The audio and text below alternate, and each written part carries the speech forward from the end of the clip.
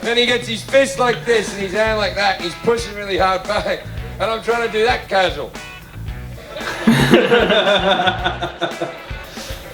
But he's much bigger than me, and eventually I have to give in. I just went shock.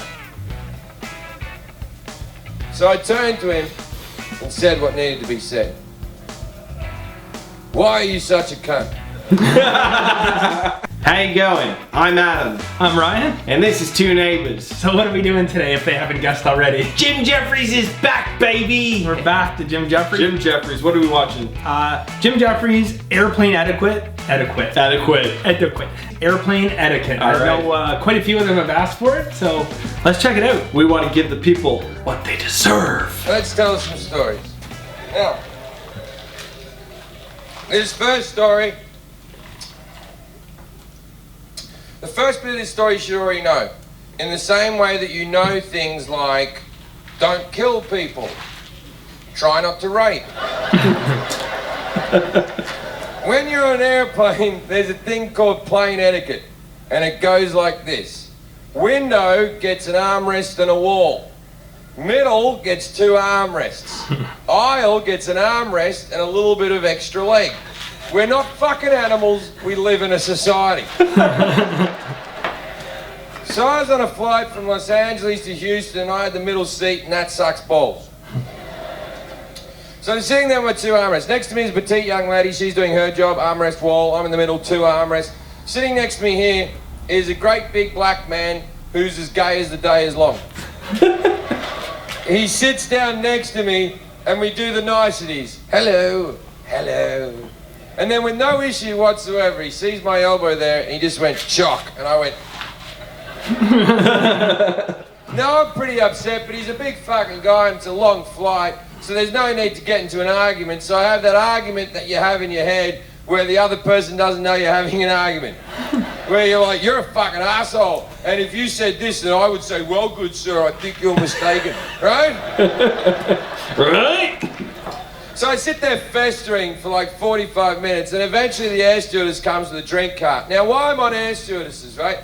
Whenever you watch a movie set in the 60s and they show air stewardesses, or an old TV show, that show like Pam Am or something, they always depict air stewardesses as these hot young things with a pillbox hat and a little bun and big tits and a small waist and holding a bag going, I don't think any of those women have retired. This thing was just being propped up by the drink cart.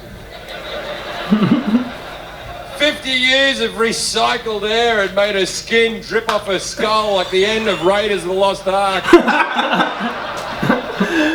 She comes up, the guy reaches over for his drink and his pretzels, armrest open, bang! I'm back in. And I'm not fucking going anywhere either.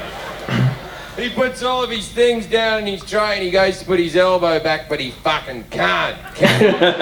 He can't, because there's a wall there called Jim Jefferies and he can't fucking move it, right? And he's pushing, and I'm acting like I can't feel it, like this, but casual like.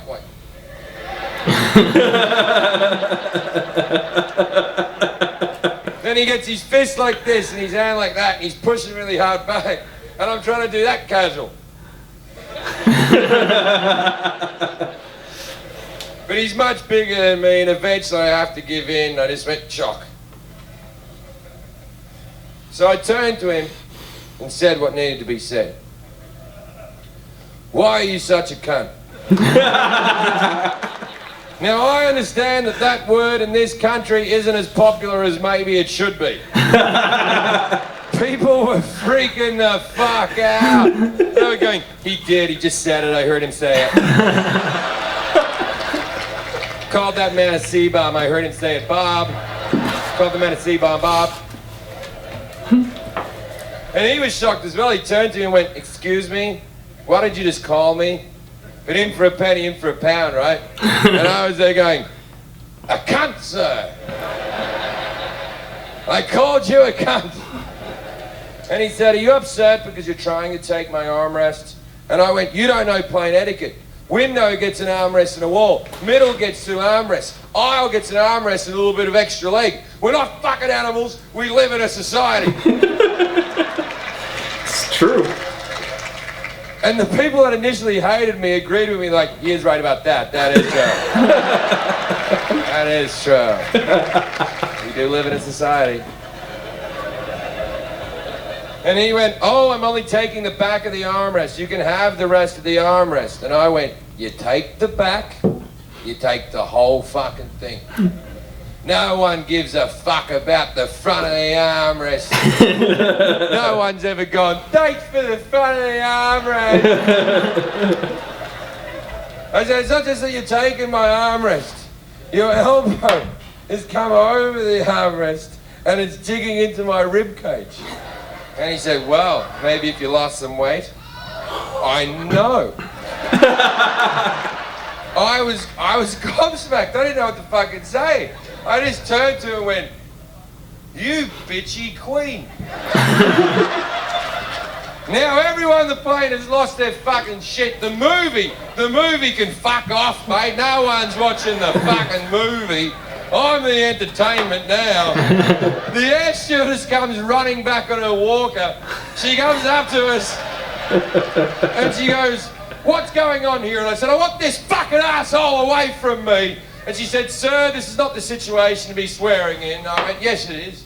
We're having a fight. And she went, well, there's no need for name calling. I called the guy bitchy queen, so I sort of get what she's saying. And I turned to her and said, you know what? You're right. There is never a need for name calling. But, as a proud gay man myself, I feel like I've earned the right to say such words. So.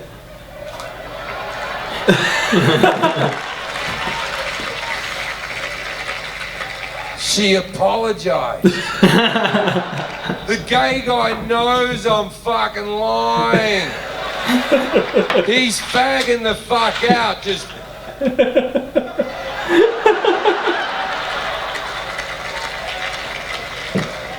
And the air stewardess went, can everyone calm down? What's the problem here? And he went, he's trying to take my armrest. And the air stewardess went, everyone knows the middle gets two armrests. And I went, see? She goes, I'm going to have to break you two up. And she points to the man and said, sir, you're going to have to find a seat at the back of the plane. I'm victorious. I stand up. I bash my head on the thing. I point at the man.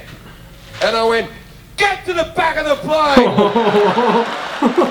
Now, a lot of people on that plane hadn't seen the rest of the argument. All they have seen is me pointing at a black man, yelling, get to the back of the plane. Things got real awkward real fucking quick. I didn't know what I'd done yet. People were yelling at me, calling me a racist, and I was like, I know, but how do you know? Then a guy threw a bag of peanuts in the back of my head and said, sit down, you limey bastard. And I was like, that's the British, I'm Australian, you fucking racist.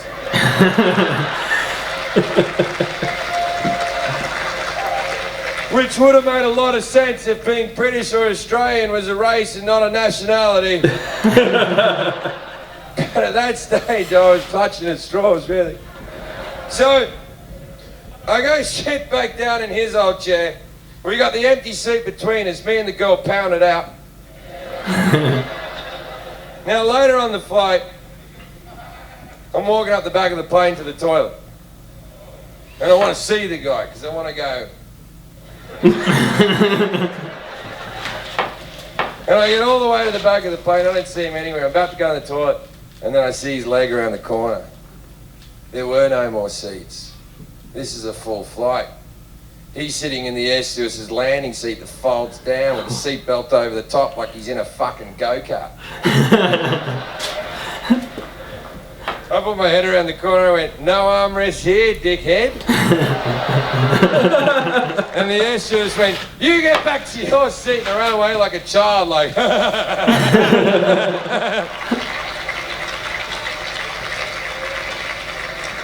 So, for landing, I go sit back down in his old seat. Now, the air stewardess seat was taken, So she's taking my old seat in the middle, and she fucking hates me. And I'm taking both armrests, fuck her. And as we're landing, the guy over the aisle leans over and goes, "Excuse me, you're Jim Jefferies, right?" And I'm like, "Yeah, man, how you doing?" And he went, "I had no idea you were gay."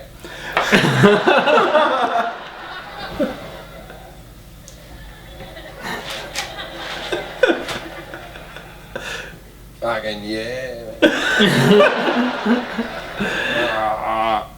I cop. Oh, that was good. Man. He's ballsy. Yeah. Yeah, it was funny. I mean, he's got such a good delivery, but I think everyone who's been on a flight can totally relate to that experience. Like, it's awkward sitting around people that you don't know for like long, especially if you do like an international flight where you got to go like Europe or something, and you know you're there for like 8 or 9 hours. And the worst thing is, like, if you board first and you're there the whole time, you're like, okay, please, no one next to me, no one next to me. And then like the flight fills up and there's no one next to you, and you're like, okay, please. It's like happened to me twice. Yeah, there's like no one coming on the plane, and you're like, oh my god, I'm gonna get this empty seat. And then like the family from hell strolls onto the plane, you know, with bags everywhere, babies. And you're like, oh my god, and you know they're coming to your seat. But I've had one time where I had like an empty seat, but like every other time it's like your hopes get up, and then it's like, no. Yeah. Yep. Well, that was another good Jim Jefferies stand-up. Thank you very much to all those who requested that. And Ryan, what do we have to say? Like, share, and subscribe. Like, share, and subscribe. We'll see you next time, guys.